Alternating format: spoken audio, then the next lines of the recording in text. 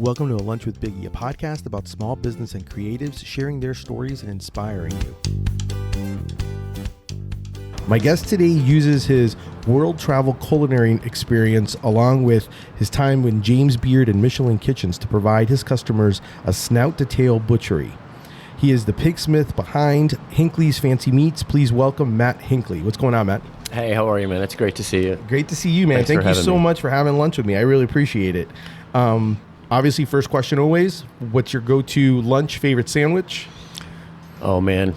It's like picking a favorite kid. Yeah? I got to go beef on weck. Yeah? I come by it, honestly. I'm from the area. So Yep. I think there'd be a lot of disappointment if I said anything else. It's kind of crazy when that happens, right? When you kind of like feel like you have to say a certain answer. It's funny when some people even feel that way with even talking with me, and they're like, well, I don't really like sandwiches for lunch. And I was like, oh, okay, I get it. I'm like, it's okay. So I totally understand that.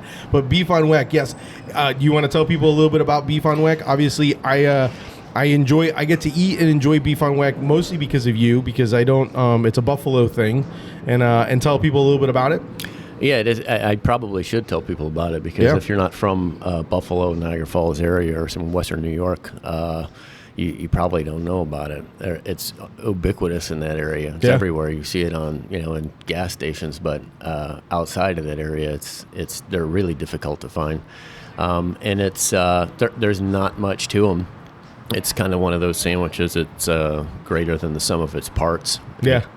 The name weck is kind of shorthand for Kimmelwick, which is the roll. The roll we have Old Hearth make for us as a local bakery here in town, and it's very similar to like a Kaiser roll. Yeah.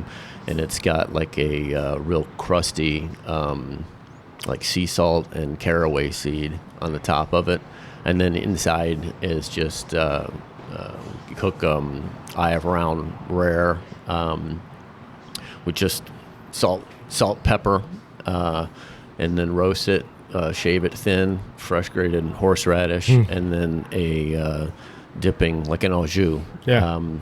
And that's it. And it sounds like real simple, but there's a lot going on in it. And if you had it, Yeah, it's delicious. And did you know, and you probably do know this, obviously, but I always find the story interesting and how people come up with certain things. And the big thing for that particular sandwich was the fact that it was started by a bar. Have you heard this story before? I don't think so. Okay, so from what I've heard, folklore of how this whole happened was it was opened by a bar. Bartender realized, and obviously most bars know this because they now have obviously food always as an option, but they wanted to provide something that was simple and quick that would be able to kind of keep folks in their bar. And the idea of the whole reason why he did like kind of like the salt roll with the killing and the seed is because what? It makes you thirsty. Yeah. So therefore, it kind of created a simple sandwich with the whole idea that the bread had like had the salt on top and everything. So it was kind of like almost like a pretzel type, which then would make you thirsty, which then allow you to stay longer and drink more. Right. And that's kind of how it actually kind of picked up steam and became so popular in Buffalo and everything like that. It's kind of crazy. Makes a lot of sense, yeah. Yeah, kind of nuts, right? Okay, so enough about that. Let's talk a little bit about. I'm really intrigued by your story. So because I know that you did a lot of traveling. You were at various places. Like I mentioned in the intro, you worked at James Beard and Michelin kitchens. What led you? In all your world travel, what led you back to Orlando, the city beautiful, to kind of be like, hey, I want to set roots here? My family lives here. This is home. My family moved here in the mid '80s, and in the Conway area when it was all orange groves, and everyone still lives here. And I left for about 12 years and cooked internationally for about half of that, and then spent a few years in Miami and New York City, working in high-end kitchens, cutting my teeth. And when it came time to open something up, I thought that Orlando was a better sort of permanent solution for me than a lot of the other places that I've kind of traveled and worked around. I always felt like I was kind of passing through those places. and this feels more home to me than anywhere else. It's awesome. And then tell people a little bit about how you started, like how the process kind of went with like you've coming up with like Hinckley's fancy meats. Like, how was it one of those things where did someone approach you, or you said, hey, you know what, based on my skills, this is something I enjoy and I want to bring to Orlando or do? How did that whole thing come about? I had, well, I mean, it's a long story, but I'll give you the short of it. Yeah, because I'm on a lunch break. Right. So Emily Rankin is a friend of mine that I worked with at Pebbles. Okay. I'll give you an idea of how far back I go in Orlando. Yeah. And I was in Miami doing some foraging for Michael Schwartz at Michael's Genuine Food and Drink, going down to the farms in Homestead and trying to find product. And I saw that Emily was starting a farm to restaurant distribution service here in Orlando and was looking to meet some farmers. And I had offered to take her on the run down in South Florida and introduce her to some of the farmers down there. And I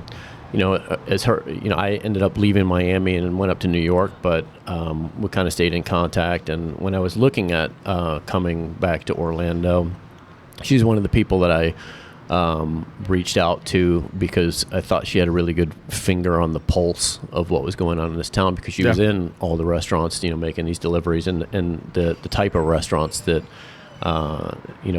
that I'm interested in. So I kind of asked her, like, what's missing in the town, what market? Because I was either going to come down and do a restaurant, but I haven't been in Orlando. And, I think the last restaurant that I worked at in Orlando was Gico in the early 2000s. Oh, wow.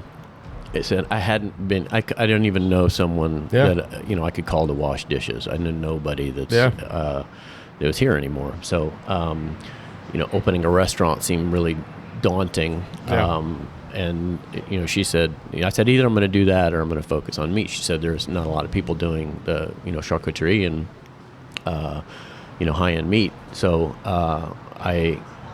That was a much lower overhead, much easier entry into the town. And she had a small shop in East End Market and offered to put a deli case in the front of her shop and let me showcase some of my stuff there as sort of a test market. And that made the most sense. I think one of the mistakes that I shouldn't say a mistake, but because it's good to dream big, but I think a big barrier to entry for a lot of cooks is the daunting overhead of starting a restaurant, especially if you're coming from James Beard Michelin background and you're cooking food that's $30 a plate, $40 a plate in the restaurant, and you got wine bottles on the menu that are $600 and $800, and you start looking at the numbers it costs to put together a dining room that is a fitting environment of that kind of food and that kind of wine, and you get into seven-figure numbers pretty quick. So to come in and have an opportunity just to open up real small with that deli case wasn't. It made a lot of sense for me to kind of start small, put my finger on the pulse of what's going on in this town, and then kind of build the business according to what the needs of the public were, rather than what my vision is. And when you did that, you basically were like, "Hey, I'm going to do this locally for locals, but I'm also going to do." From what I understand, you were shipping out at the time. You were also doing like, "Hey, I'm going to do like charcuterie, boxes and type of thing, and be able to ship out and send out." Is that something that kind of how it also kind of thought process wise? I kind of fell into that a little bit, because when I first started doing this, it was like, the plan was to start doing the meats, making bacon, and then selling it to all my chef friends in Miami and then by extension here in Orlando. And then when I know the code for running a restaurant pretty well, but it's an entirely different code when you start dealing with the United States Department of Agriculture, and it was I found it to be prohibitive for what I want to do. I have too many cooking processes to fit into the HACCP plans that are required of that kind of establishment. So we kind of went down that road for about a year, and I got frustrated with it and shifted the model to a model that's the Florida the Florida Department of Agriculture rather than the federal model. So, being governed by the state, I sell direct to consumer rather than to hotels, restaurants, schools, hospitals, and it's a lot less restrictive as far as the code goes. So, as soon as we shifted that model and said, hey, we're going to start shipping this charcuterie nationwide. I focused a lot on the southeastern United States because that's what makes sense. If you're putting, if you're shipping meat, you're shipping next day or second day air. Yeah. And what makes sense is for us is to, we wanted to keep it kind of local, so we focused on the southeastern United States and UPS ground and built the shipping costs in. And then, I put it up on Twitter, hey, we're shipping nationwide now, and the first response I got was from Sam Sifton at the New York Times saying, hey, what's your best box? And it's like, man, you're the first one out of the gate. So we put a box together for him, and then a month later we had a request to send a box into the New York Times Holiday Gift Guide, and I thought that was kind of like maybe a trial, they're going to test it, and I didn't hear anything back for a month, and then one of my customers said, hey, congrats on being in the Times, and maybe they ran mentioned the Tasso ham and some other stuff a few times, and I thought maybe that's what it was, and we're like, no, you're going to be in the gift guide, and it was like, all right, well, now we got problems that you don't expect as a kind of a fledgling new business. You're like, that escalated quickly. Yeah, trying to figure out how to make the phone ring, and our problem quickly became, all right, like, what do you do when the phone stops ringing? Yeah. And I was the only one. My wife helped me a lot. We had a lot of growth problems to figure out real quick because there wasn't a lot of time for me to teach other people all this technique and everything else, because in a month we're shipping a lot of this stuff out, so there's a big learning curve when it comes to a lot of this stuff. There's a lot of technical cooking technique and stuff that's difficult to learn in a day, so I had some people help packing boxes and help stuffing envelopes and stuff, but it was by far the most work I've ever done in my life. And that kind of gave us the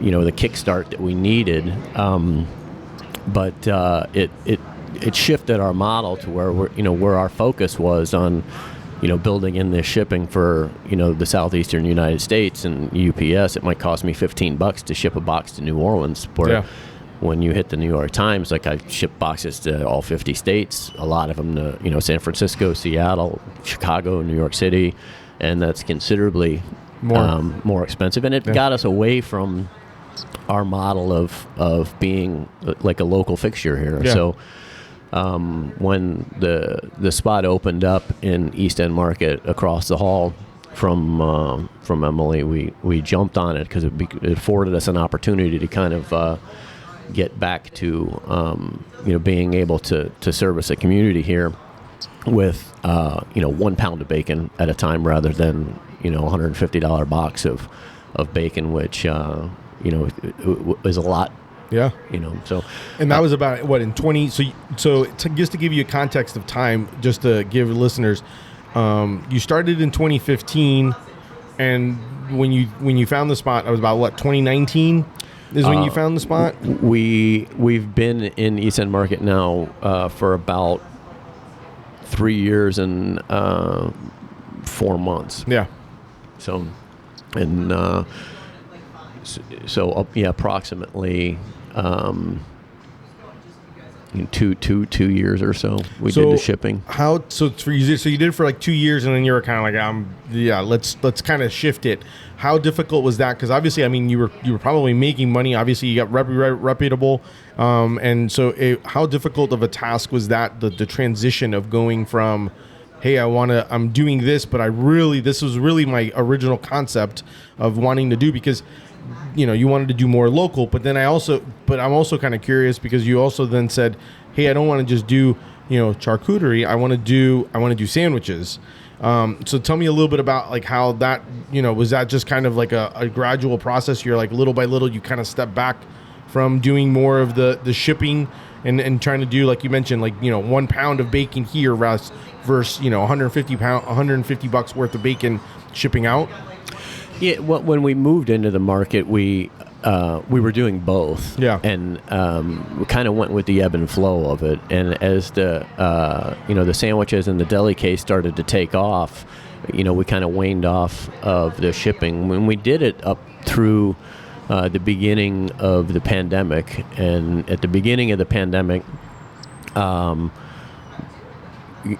we shipped a box down to Key West, which would normally take a day. Yeah. And it took 4. Wow. And UPS doesn't cover anything that's perishable, so you have to have a third-party insurance, and the third-party insurance didn't want to cover it because they considered COVID an act of God, and it's like, oh, we're going to play this game for how long? Yeah. So we pulled the plug on shipping because we couldn't get any guarantees from anybody that any of the product was going to be covered by insurance, and we couldn't get any guarantee from the shipping companies that it was going to arrive on time. So it was just a crapshoot. Putting it in the mail, it didn't make sense. So we, one of the big benefits of starting small and being small is that when things, when you're faced with these kind of challenges like we were in the pandemic, it's easy to maneuver a canoe, and it's difficult to maneuver a big battleship. Yep. And for us to switch a model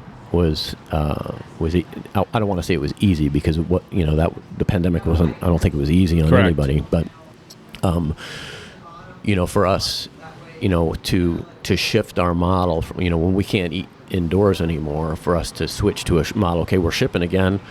We just shrink the circle of where we're shipping to. It's like, okay, we're not shipping in New York anymore. We're shipping to Orlando, and that shipping is, when I say shipping, I mean delivery. Yeah. And it was easier for us to show up in placement because we had all this New York Times traffic to the website, and when everyone else is kind of scrambling around trying to figure out what to do for online ordering, and all these restaurants are turning themselves into grocery stores and trying to empty their coolers out. For us, it was like, all right, let's just shrink the bubble of where we're shipping, and we use all our employees to like deliver the food, and it was a switch that we could make in 24 hours because we were small. Yeah. No, that makes sense. That makes total sense. And I think that's one of those things where you do. I mean, it's sometimes you get so stuck on your ways of how you're going to do business or how businesses are, and you're right. It's one of those to be able to do the ebbs and flows of it and be adaptable, to be able to kind of go with what you're looking for. I do find it amazing because of the fact, it's one of my favorite things about, because you make amazing sandwiches. Thank you. So I'm kind of curious on what you would say is like kind of like your secret, or what do you think is the secret to making a really good sandwich? I think that it's easy to overcomplicate things and kind of muddy the water.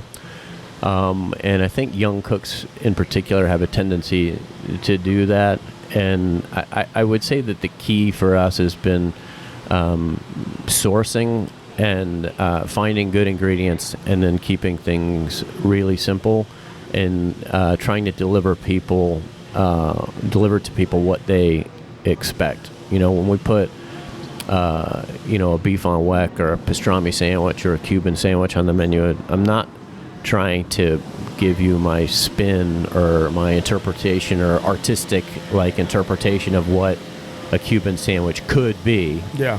It's a Cuban sandwich is pure and as simple and as true to what you'd expect it to be as I possibly can make it, and I think that meeting that expectation and then allowing the ingredients to kind of speak for themselves is what has given us success. What made you?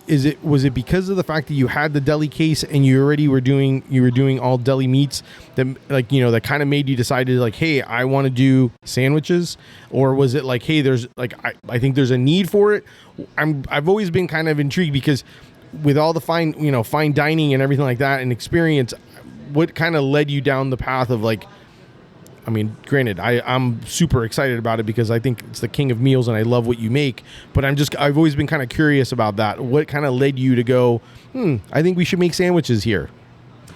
I think there was a need for it. The spot that moved out, that occupied the space that I'm in now was doing food, and then Emily was doing some food. I don't know if Farmhouse had their space yet. No. They might have still been delivering, but I think so.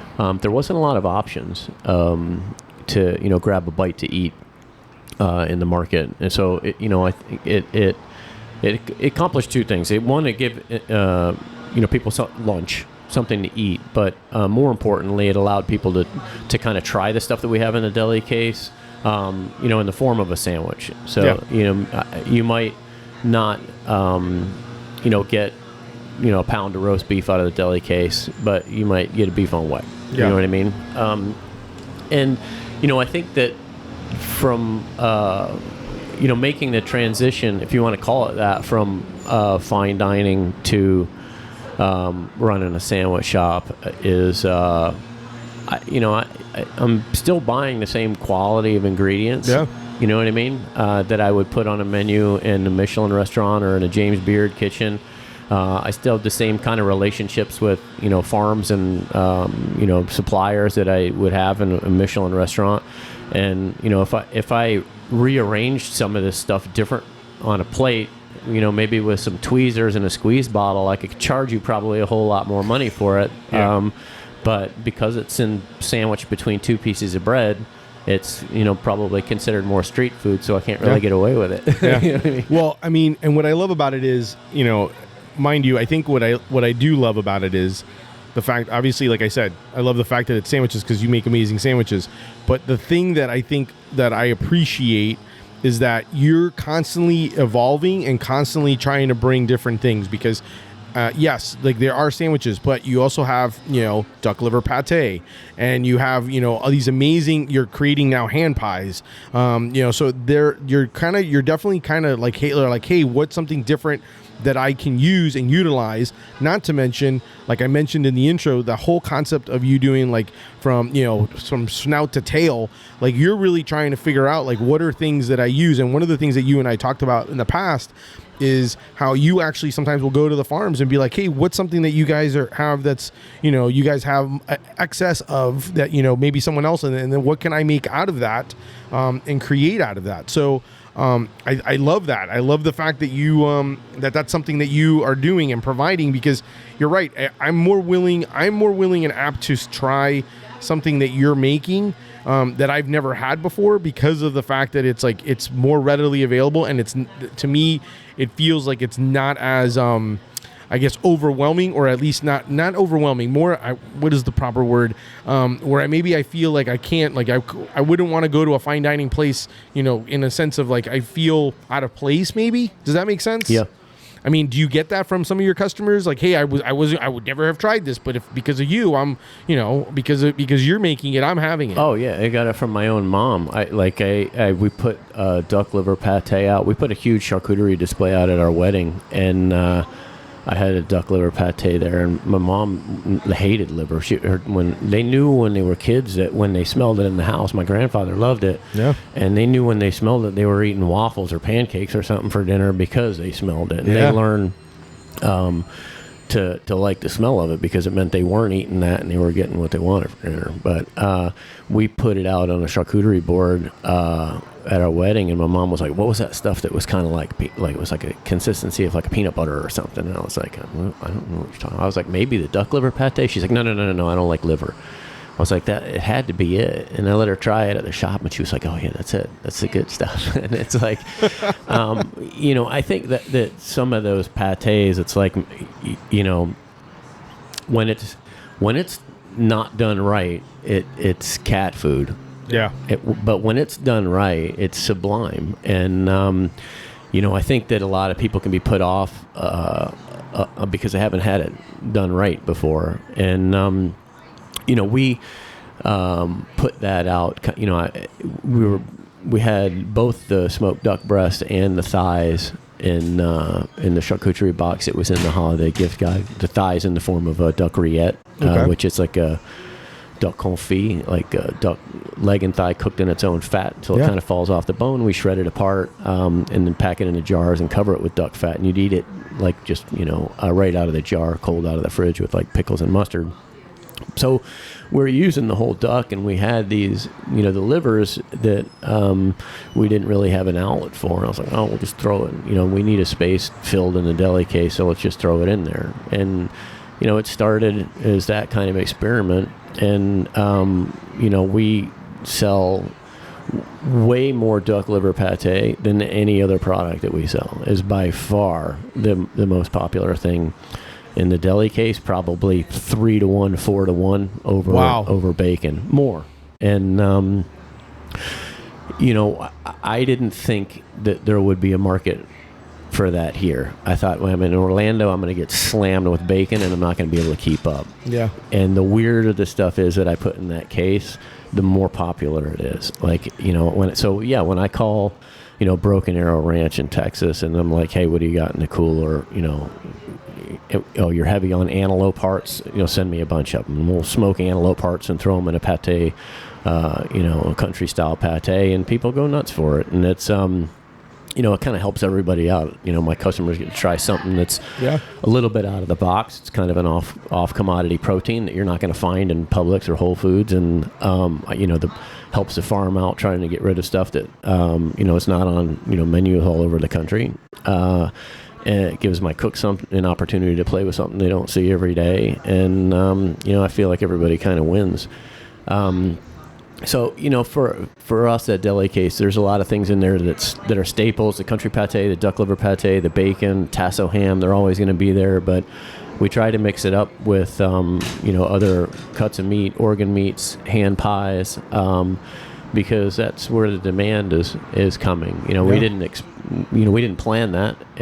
That's just, you have to be flexible with what and listen to what people want. I think David Chang's flagship Momofuku started off as a burrito joint, and I think so, and they made ramen one day for family meal and offered it to some of their guests, and then they're coming back and ask for it the next day, and now you're known for ramen, and if you're not willing to be flexible like that, in opening a burrito shop and turning it into a ramen shop, or open a shop thinking you're going to sell bacon to chefs and end up selling duck liver pate out of a deli case, and then what that you, I think that if there's one thing you could take away from like listening to podcasts like this, and it's probably something that everybody would tell you that runs a small business, is like, you have to listen to people, and when you do, they'll reward you for it. No, I love that. I think that's super accurate. I think the listening, but I also think it's the fact of the being, once again, like being open to make that change and actually doing what they're talking about. Because sometimes you can, you could be very narrow-minded and very focused, and sometimes that can cause issues. So I totally get that. Tell me a little bit about some of like times where you've had situations where things haven't worked out. Like, have you had anything that you've come up with? You're like, oh my gosh, this would be great. I'm gonna put this on into the case and see what people think. And then it just does not turn out. And you're like, wow, not what I expected. Yeah, sometimes, and you take the failure with the success. We've spent, a lot of time. Sometimes we'll make a pate en croûte that takes, 5 days to make, and we'll be all pumped about putting it in the case. We'll sell 3 slices of it and throw, 80% of it in the garbage. And, we're all eating it on sandwiches for a week. And it's like, man, took me, hours to put this together, and it's just, sitting in there and, not moving, or, but it's tough. It's like throwing darts, you know what I mean? you kind of figure out what works, what doesn't work, and offer yourself enough flexibility to make things happen. I feel like you almost have to approach it with like a youthful kind of playfulness, and I'm making that pâté for my customers, my guests, but I'm making it for me too, because I like making it. And if you're taking that approach where you're doing things that you like to do too, then it's a lot less disheartening, even if the end result is we're all eating it, for family meal, or pitching out what doesn't sell, or giving it away to the rest of the staff at the market because it didn't sell. You had the satisfaction of making it, right? If you're doing something you don't like that doesn't exist, and it sucks. So we try to keep things light, and I try to be flexible to the ideas of my staff. If they're like, hey, we want to try it around, we're playing around with different cuts of meat, or can you bring this in or that in? Hey, we want to, can you get us some rabbits or something? And, I try to be flexible as long as it fits into the model. And I think in creating an environment where you're able to do things that are fun or exciting to you, while you're at work, it makes the failures a lot more tolerable when they pop up, and they're inevitably going to pop up. So Matt, is there something, like, obviously there's always, like, what do you think is something that a lot of people who don't own a restaurant and or own, like, having to deal with food and anything like that, what's something do you think that people don't understand or grasp that you either wish they did or just they don't really ever consider? I think that there is there's a lot more going on in a restaurant than I think that people realize. In Kitchen Confidential, I'm sure you've read it. Anthony Bourdain had a chapter in there called Owner's Syndrome and Other Medical Anomalies, where he kind of spells out the day where the dishwasher doesn't show up, or the machine breaks, and you got no linen for the day, and your meat delivery didn't show up, or what. He just goes through this like massive list of like problems that surface every day, and you're running a restaurant is just constant fire suppression. You're just putting out small fires, or liken it to being on a boat when you got a tiny little hole in the boat, and you plug that hole, and before it becomes a bigger hole and a bigger hole and a bigger hole. And if you're not constantly micromanaging these little flare-ups, then it goes down. And I think that there's a lot more that goes into it than people realize, because a lot of the stuff, I almost never read any kind of reviews. If I'm busy, I'm doing it right. I don't go and look through Yelp. I think my wife read a couple of Yelp reviews like 3 years ago to me, like when we first opened, and I've not looked at it. And you're like, I'm done. I don't need to look at these anymore. I don't ever need to look at it. If I'm busy, I'm doing things right. And I think that it's like a lot of the stuff that you see in like these forums and stuff, the foodie forums, and on social media, it's like can be really toxic, I think. You know what I mean? If you pay too close attention to it. And, I think that, for me, coming in, just putting my head down, trying to work harder than the people around me, and trying to be an example of, what, to my staff, so that it's like, they're getting something out of this that's beyond, a paycheck, and, I'm contributing something to their, potential for growth in any industry. Whether I like, to think that, working and I have super low turnover. I'm really fortunate to have an awesome staff that's been with me for a long time. Considering what the typical shelf life of an employee is in this industry, I've got it pretty good. Yeah. And I try to bring an attitude where I'm trying to provide people with more than just a paycheck, more than just coming to work banging sandwiches out. That if you leave this to go do something else, whether it's running a t-shirt company or going to medical school, whatever you're going to do, like the skill sets that and the work ethic and the stuff that you pick up is transferable like anywhere. Yeah. I think a lot of the challenges that we face are good good problems to have rather than difficult things to overcome. I'm only as good as the people around me, and I think that having a team like I do is I'm owed a lot of the success that we have to the guys and girls that are behind me. But to get back to the question, like what I think that there's a lot of sort of nuts and bolts that hold all this together that people are completely oblivious to. Yeah. You know what I mean? And a lot of it's in code.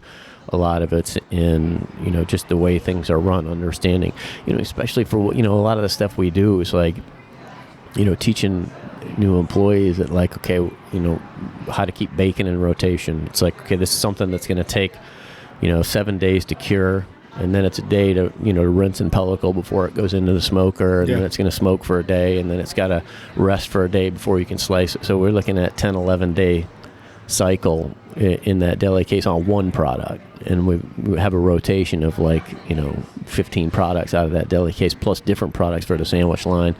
And, we have 200 square feet of working space. So trying to figure out, that rotation that you're looking a week and a half ahead. Right now I'm looking at, okay, what do I have for Cinco de Mayo? Mm-hmm. What do I have for Star Wars Day? What's lined up a week from now? It's keeping up with stuff like that. I think it can be a challenge, especially when it's it can't be an afterthought. For you can't us, just be like, yeah. And I think a lot of people just expect it. You've done nothing but sit around and scroll through Instagram and look at other people's ideas all day. Where's your idea for Cinco de Mayo? Yeah. How come it's not original? Yeah. You know what I mean? Yeah. So I think that it can be a challenge to kind of stay ahead, stay relevant in an industry that is changing super rapidly. It's a lot more difficult, I think, than it appears on the surface. In the book, I think, to go back to Kitchen Confidential, it's like that, dentist that throws a great house party and someone's like, hey man, you should open a restaurant. And it's like, you got the money to do it. And they open a restaurant and they don't realize that everything that's involved in it. And I think that's the reason that 80% of them fail in the first 3 years, is it's a grind, and it's a lot of work. I think the expectation of cheap food is not it's kind of a fake. It's a fake number. When you go in to get,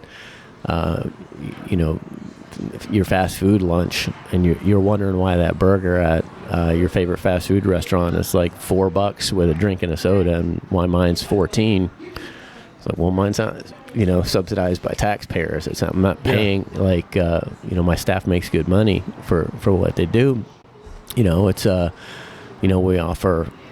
I'm offering people health care. We're offering, a good starting wage. You make, decent money. We offer, I pay jiu-jitsu memberships for some of them, or gym memberships. They eat free every day. There's a lot that, I try to take care of them.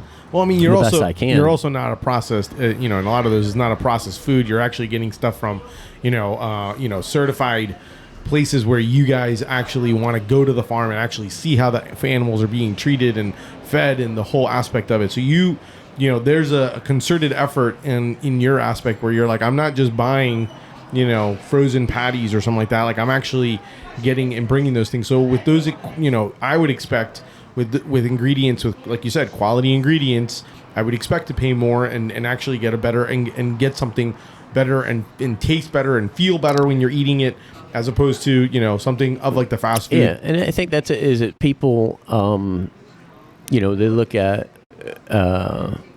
the sandwich and the number next to it. Yeah. And it's not like the sandwich, the number next to it, and the quality of life for everybody that works in that place. Yeah. You know what I mean? And I think that's an expectation that, needs to be altered a little bit. And the people that are doing things right, and the people that are taking care of their people, it makes more sense to you call it voting with your food dollar. Yeah. Right. Every you get 3 chances every day, if you're eating 3 meals a day, to cast a vote for the system that you want to support. And if you want to support small businesses, people that are trying to do things the right way, it's going to be a little bit more expensive than the cheaper system. Yeah. That's maybe not doing things as good as they could be doing it, or has maybe a shareholder in mind as a bigger priority than the people that are actually flipping the burgers. So we try to do things the right way with regards to the staff. We try to do things the right way with regards to the animal welfare, the farmers taking care of the land, and that all comes with a price. And we try to keep it competitive, but I've kept my sandwiches within $1 or $2 of where they started. And the price of meat's gone up quite a bit, 40% in some cases. I think the bellies that we're buying are like almost $6-7 a pound. Wow. And it's tough to walk by those at I could probably buy it in Publix for half that price. Yeah. You know what I mean? But it's it can be a struggle, I think, internally, to figure out where, because everybody wants to do all the right thing all the time, and trying to figure out where you can kind of draw a line for yourself is can be difficult. And it's I don't think it's difficult from an ethical standpoint, but difficult from all right, man, if I'm gonna get this meat from this farm, it's gonna make my sandwich $22. And I like the farm, I like the farmer, I like the people. It's a great product, but is someone going to pay $22 for a sandwich? And at the end of the day, if they're not going to pay $22 for a sandwich, then what are your choices? Yeah. You find another farm, or you find another sandwich. So figuring that stuff out and trying to figure out okay, we want to do this kind of sandwich or that kind of sandwich, and we've got this meat from this farm or this cut from that farm, and trying to put it all together, and create a balance that works for you, works for the farm, works for the staff, works for most importantly for the customer. Yeah. There's a lot of micro decisions that go into what would seemingly, if you're just looking at it from the outside, it's why don't you have a meatball sandwich on the menu? You know what I mean? Maybe we thought about it, and maybe it just didn't work out. It just didn't work out. Or maybe if it is, it'll be something that'll be a special and it'll come once. Yeah, and it goes away or whatever. Too. Yeah. I mean, I noticed that one thing I have noticed is that recently you've been in providing or creating new sandwiches. Mm-hmm. Usually it looks like there are a lot of cured meats and stuff like that, and kind of creating different flavor profiles. And what I love about it is that you're getting quite a bit, from what I noticed, a lot of feedback and a lot of information. And once again, going back to that, listening to the customer, using your social media and trying to use that as a platform to be able to get some information from the customers on what they want. and then being able to then create some things for them in different types of sandwiches. From what I'm noticing, more and more, I noticed that like you got like you're constantly, I think you're up to like 14. I think last time I checked, something like that. Oh, the hoagie, yeah. Yeah, Oh, you're man. creating different hoagies. Yeah, there's a man. I had no idea. I mean, no idea that the hoagie was as there was so many like controversial takes on a hoagie. Dude, it's the real American hero. Dude, it is out of control. I put this, I forget who. It was a customer of mine that was like, hey man, you got to go check this Facebook group out. And it was like Hoagie Gurus or something like that. And I almost never do that, you know what I mean? But I went and looked around, and man, the amount of opinions on what a hoagie is and should be is wild. You know, it's like and people are like, it's like pineapple on pizza. You know, it's not very okay. Polarizing. So you're gonna draw a line in the sand. Yep. And the hoagies seem like the same way. So we're trying these different variations of the hoagie and just posting it up, just to read a little bit of the feedback.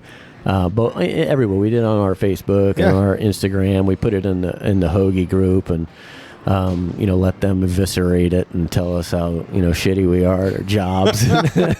And we've been through, I think, 12 variations now. We have the 12th one running on the menu now to get feedback from our customers. We'll probably modify that again shortly, and we'll probably settle on 13. I think we've probably narrowed it down pretty well, but man, black olives on a hoagie is like, that's the pineapple on the pizza, man. I had no idea. It's like, you put it up and it's like, here's a hoagie, and then you get all these like green barfy emojis, and it's like, you need to get those black olives out of this group. It's like, whoa, man. Hey, I mean, at the end of the day, my wife and daughter, they love black olives. I'm not a black olives person, but they do love it, and I tend to be, obviously people think like, oh, you're the sandwich guy. Like at the end of the day, I'm like, dude, eat whatever you want to eat. Yeah. As long as you like it, and I may not like it, but if you like it and you enjoy it, you can. And it gets very interesting when you start talking about like, is a hoagie a sandwich? And that's just like a whole different animal and beast altogether. It's very interesting to me, that whole when you start taking it very, very polarizing. I'm like, dude, it's just food, man. Yeah. Just food. Enjoy it. Just enjoy the food. So I totally get it. What since I know my lunch break is running we're kind of getting close to the end of my lunch break. What's one advice or one tip that you would give, or or maybe your top 3 little things that you think every new business owner or someone who wants to start something should capitalize, have, or do, to make themselves successful? Oh man, I would say that if possible, grow organically. Don't get buried in debt. Try to figure it out as you go. Fail small. Yeah. And then just grind it out. Stick to it. Put your head down and go. Yeah. Work harder than the person next to you. Yeah. Ask a lot of questions. Don't be afraid to ask questions. Don't be afraid to look like a fool, because you will be. I was, and I will continue to be. And there is no success without suffering and failure. So if you're not suffering and you're not failing, then you're not maybe you're not applying yourself correctly. Okay. And I think those things are super important. And I think it's not, opening small business and being successful is not, it's not easier than whatever job you have now. It's probably going to be harder, but it's also a lot more rewarding, and all the struggle and all the suffering that it takes to do it is so worth it. I love it. Love it. Where can people find you, follow you, and also obviously eat and enjoy your food? You can find us in the East End Market in Audubon Park here in Orlando, near Baldwin Park and Winter Park. You can find us on Instagram or Facebook at Hinckley Meats, HINCKLEYMEATS. Yeah, that's it. That's where we pay. I mean, I'm sure we have an account somewhere on, like, I don't know, LinkedIn or something. Yeah, we never check. Everyone's got a LinkedIn. Supposedly. We're paying attention on Instagram, Facebook, and Twitter to some. We just post photos on Twitter. Yeah. But, it's if you want to complain about sandwiches, you can go to Twitter, and I think that's what that's for, right? pretty much. Either that or some Facebook board. If you got a thing for black olives, we'll put some hoagie photos up on Twitter, and you can go nuts. How about it? I love it. Matt, thank you so much. That's our show for today. Thank you so much to Matt Hinckley from Hinckley's Fancy Meats for being on, having lunch with me. Make sure to definitely check them out. Check them out online. If in the Orlando area, I definitely recommend. If you never had a beef on weck, great excuse too. If not, by all means, have their Cuban. You can have their pastrami on rye. I can name off quite a few because I've eaten pretty much almost every single sandwich. Oh, the French dip's also very good. I pretty much have had pretty much every sandwich in the menu, so I definitely recommend it. If you enjoyed the show, definitely make sure to subscribe. Definitely make sure to tell your friends, spread the word. If you want to support me, check out my brand, Deli Fresh Threads. Do some shopping. Obviously, you can always share that and follow me on all the different socials. Thank you. Until next time, keep eating sandwiches and follow your passion. Thanks, everyone.